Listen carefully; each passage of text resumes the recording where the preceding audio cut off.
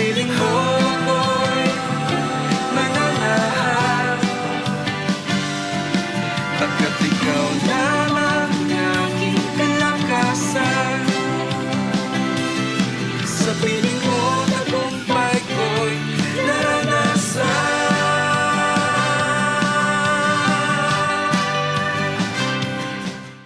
Hello po, kumusta po kayong lahat na sumusubaybay at laging nakatune in dito po sa araw-araw na pagpapala. Ako po'y naniniwala na nasa mabuti kayong kalagayan, malusog at masigla. Amen po ba? So bago po tayo magpatuloy, tayo po ay manalangin at magpasalamat sa Panginoon. Thank you Lord. Maraming salamat o Diyos sa mga biyaya namin pong natatanggap. Tunay nga po Panginoon, ikaw ay tapat sa iyong pangako at walang bagay na mahirap para sa mga nagtitiwala sa iyo sa pangalan ni Jesus. Amen. So, dito po tayo mga kapatid, kaibigan, sa Matthew chapter 5, 13 hanggang 14. Ang tema po natin ngayon sa oras na ito ay how to shine your light to Jesus. Paano po magniningning ang ating buhay sa Panginoon. At ang sabi po dito, kayo ang asin ng sanlibutan. Ngunit kung ang asin ay mawala na ng alat, paano pa ito mapapaalat muli? Hindi na ba wala nito ng kabuluhan, kundi itatapon at tatapakan na lamang ng mga tao. Sa verse 14, sabi po dito, kayo ang ilaw ng sanlibutan. Ang isang lungsod na nakatayo sa ibabaw ng burol ay hindi na maitatago muli. Ayan po. Di po sabi po dito sa verse 13 na tapado tayo na po yung asin ng sanlibutan. O bang ibig sabihin ng asin? Di po ba? Napakahalaga ang attitude na bilang asin para daw po tayo ay ma-preserve. Amen po ba? At yung asin na yon, ito po yung nagbibigay ng lasa sa lahat. Kaya napakahalaga po yung papel ng isang asin. Kaya kagaya po ng isang, kung marunong po kayong, kung mahilig po kayong magluto, di po ba? Hindi po matatapos yung ating niluluto kung wala po ang asin. Kaya para ito po ay manapakal. Kaya lang po, sabi nga po dito, kung nawala na po ng alat, ano po ang ginagawa? Ito po ay tinatapakan na po ng mga tao. Kaya po yung asin na yun ay bilang isang Kristiyano, ito po yung attitude po natin.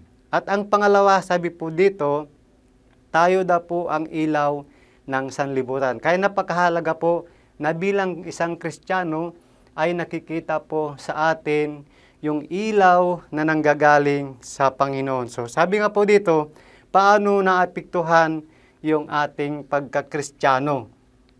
Alam niyo po ba kung minsan paano po naapektuhan yung ating pagka-Kristiyano? Number one, pag nawalan na po daw ito ng momentum. Yung momentum ng isang Kristiyano. Ibig sabihin yung momentum, mayroon ng time na ginaganahan ka, mayroon yung time na nanghihina ka, mayroon yung time na parang nanginginig ka na, mayroon din yung time na parang kinakaladkad mo na yung sarili mo na pupunta sa church. Yun yung ibig sabihin ng momentum. Pag nawala po yung momentum na yon, magsisimula na din po yung mag-iisip ka ng negative.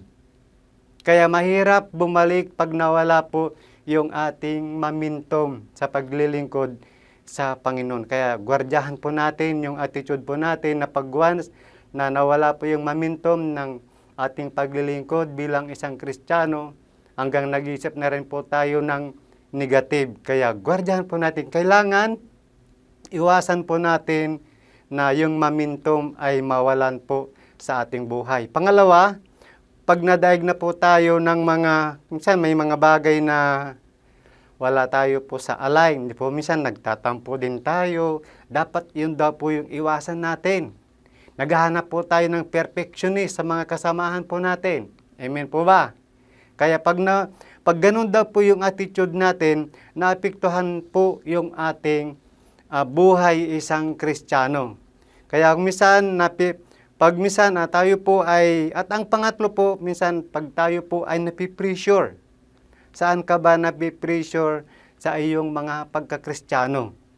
Diba? Kung minsan, pag wala ka ng magastos, nakaka-pressure din po yun. Paano tayo mag-church kung wala tayong pambayad? Di po ba wala tayong pamasahe? Kung minsan, pakiramdam mo, ikaw ay naghihirap. Di po ba? Pero ang totoo ay mayaman po tayo sa Panginoon. Paglabas mo lamang po sa bahay ninyo, kung wala kang sasakyan, bibigyan ka ni Lord ng driver. Nandyan po yung tricycle driver. Yan. Ihahatid ka sa highway.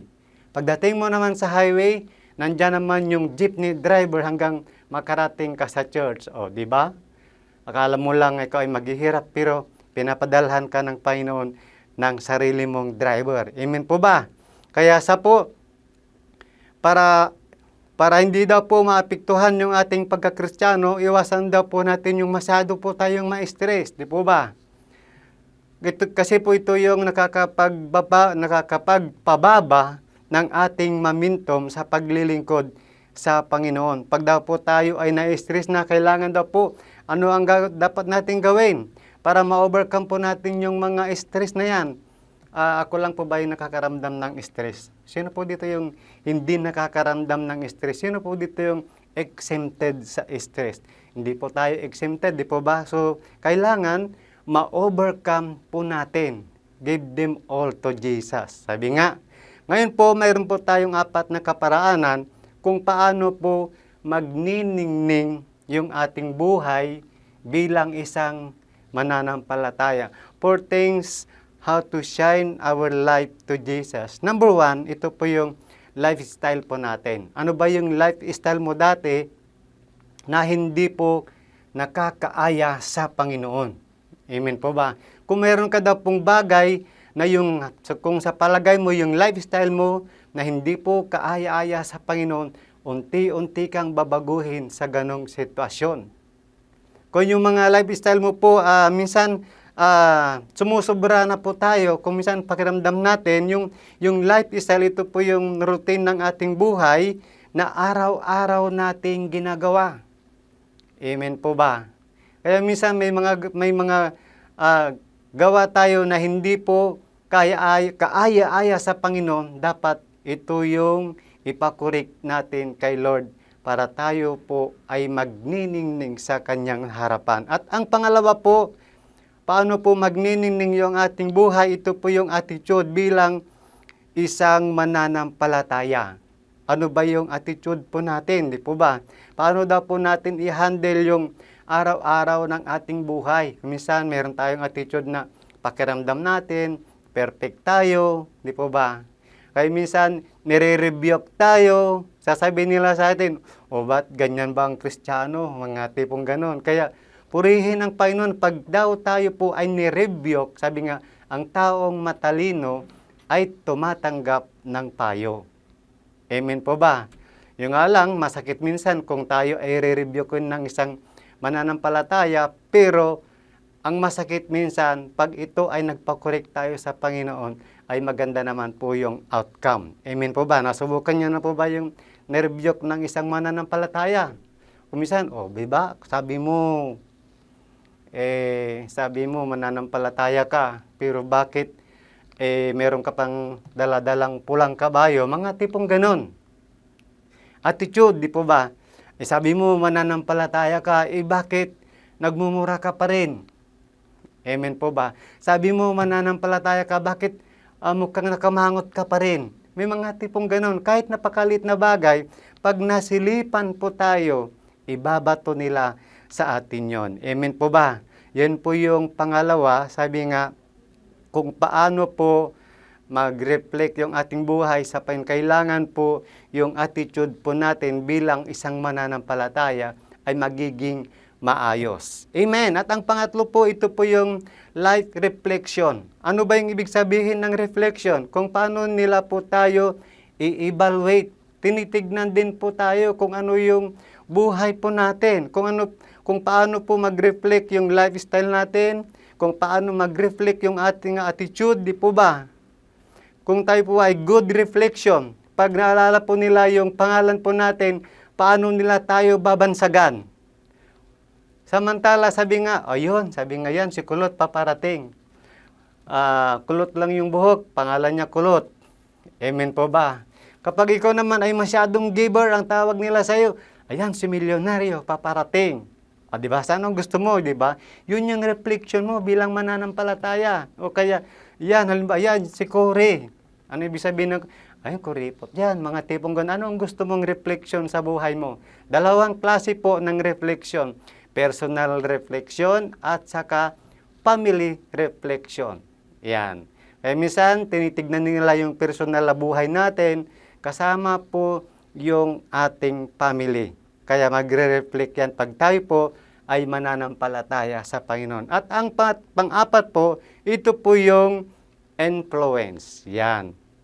Paano ba tayo makaka-influence sa mga kasama po natin? Paano ba natin sila mahahawaan? Isang bagay lang po yan. Either ikaw yung mahawa sa kanila, ikaw yung manghawa sa kanila. Subukan mong sumama po. Dati po, hindi ako naglalaro ng tennis. Yan. Kaso po, yung mga barkada ko, puro tennis player sa Saudi. Dati, yung kasama namin, coach siya ng tennis. Habang siya po ay nagtuturo, kami naman po ay pulot boy. Yan. Habang nagpapahinga sila, nagpa-practice kaming mag-tennis. Pero wala po sa plano namin na gusto naming maglaro ng tennis. Sa araw-araw na ganun yung routine ng aming buhay doon sa Saudi, natuto po kaming maglaro ng tennis. One time nung natuto po kaming maglaro ng tennis, sumali po kami sa tournament. Sabi nga yung pulot boy dati ay nagiging champion. Kaya ako po yung champion dati sa Class C. Yan, praise the Lord. Kaya kung ano daw po yung mga kasama mo, mai-influensyahan ka. Kaya piliin po natin yung makakasama po natin, yung mga kasama po natin na tayo po ay ma-influensyahan ng mabubuting bagay. Amen po ba? Dati yung buhay po namin talaga naman na araw-araw na problema sa pangangailangan. Nung napadyaming ako sa mga grupo ng mga businessman, napasama ako sa grupo ng mga milyonaryo, o di parang milyonaryo na rin ako. Amen po ba? Ganun yun. Kailangan po yung good influence. Amen po ba?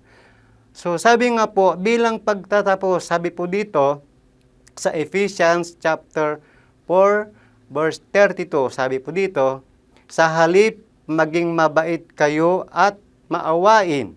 Magpatawad kayo sa isa't isa tulad ng pagpapatawad sa inyong ng Diyos dahil kay Kristo. Kaya po ang bottom line po nito, para daw po mag-reflect yung ating buhay sa isang mananampalataya, sabi nga po, unang-una, kailangan daw po tayo po ay maawain at mapagpatawad. Kailangan daw po yung ating pangunawa bilang isang mananampalataya ay mahaba. Amen po ba?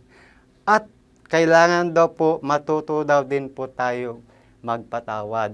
Amen po ba? Mahirap po sa Kristiyano na mayroon kahit kunting sama ng loob, hindi ka makamove on. Lalabas at lalabas sa labi mo kung mayroon kang sama ng loob. Amen. So tayo, maraming salamat po sa iyong walang sawang panunood dito po sa araw-araw na pagpapala. Dalangin ko po na marami po tayong natutunan sa umaga pong ito, sa hapong ito, sa gabi pong ito, kung paano po magkaroon ng ilaw sa ating buhay kay Kristo. Tayo po'y manalangin. Salamat, Panginoon, sa ilaw at asin, Panginoon, na bilang isang mananampalataya. Dalangin po namin, Lord, ng aming buhay ay patuloy na magniningning upang kami naman po ay magiging good influence, Panginoon, sa iba. Dalangin din po namin, Lord, kung mayroon man pong nanonood sa programa pong ito, na mayroon pa pong natitira kahit bahid na sama ng loob, dalangin po namin, Lord, na ang bawat mananampalataya ay matutong magpakumbaba at matutong magpatawad sa pangalan ni Jesus. Amen. Naranasan